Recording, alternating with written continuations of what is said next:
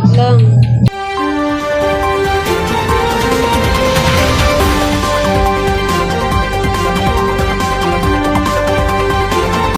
Magandang hapon Pilipinas. Nais ipagbigay alam ng ating eksperto na ang pagpipigil sa pag-iihi ay maaaring magdulot ng sakit sa isang tao katulad na lamang ng impeksyon. At bukod doon, maaari din mamuo ang mga bakterya sa loob ng katawan ng isang tao at maipon ito. Kaya ipinagbibigay alam ng mga eksperto na kapag kayo'y naiihi, mas maiging huwag pigilan ito. Nagbabalita, Juan Di Makapigil. Bahala ka dyan. Naiihi na nga ako.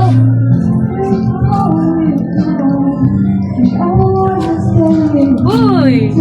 Nalimot ka.